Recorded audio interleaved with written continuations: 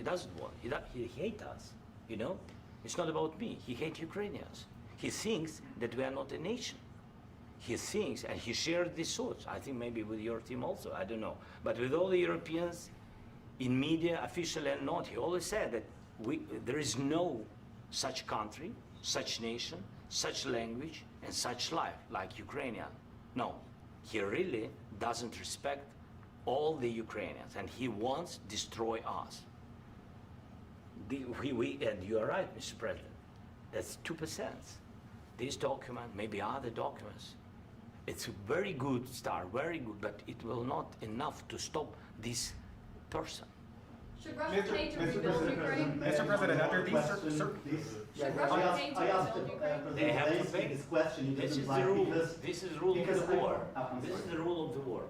During all the centuries, all the history, this is the rule of the war. Who began, those pay.